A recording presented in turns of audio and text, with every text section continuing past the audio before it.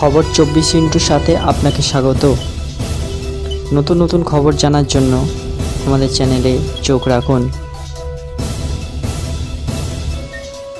নমস্কার দর্শক বন্ধুরা, স্বাগত আমাদের এই চ্যানেলে।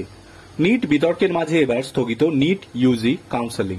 আজ রবিবার নিট ইউজি কাউন্সেলিং হওয়ার কথা ছিল, কিন্তু ন্যাশনাল টেস্টিং এজেন্সির তরফে সে কাউন্সেলিং পিছিয়ে দেওয়া হলো।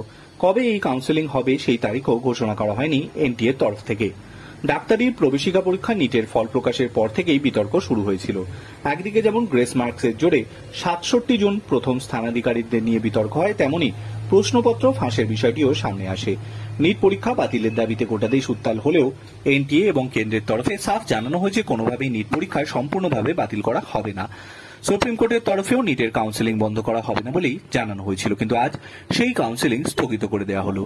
এই দিন নিট আয়োজক সংস্থা ন্যাশনাল টেস্টিং এজেন্সির তরফে অনির্দিষ্টকালের জন্য নিট ইউজির কাউন্সেলিং স্থগিত করে দেওয়া হয়। কবে কাউন্সেলিং হবে তার তারিখ শীঘ্রই ঘোষণা করা হবে বলে জানানো হয়েছে। গতকাল 5 জুলাই এনটিএর তরফে সুপ্রিম কোর্টে আলাদা দুটি হলফনামা জমা দিয়ে জানানো হয়েছিল নিট পরীক্ষা সম্পূর্ণভাবে বাতিল করা যুক্তিযুক্ত নয়। নিট ইউজি পরীক্ষায় বড় মাপের বিনিয়োগ হয়নি। নিট ইউজি পরীক্ষা সম্পূর্ণ বাতিল হলে তা লক্ষাধিক পড়ুয়ার ভবিষ্যতের প্রশ্নের মুখেই ফেলে দেবে। ব্যুরো রিপোর্ট, খবর 24x7।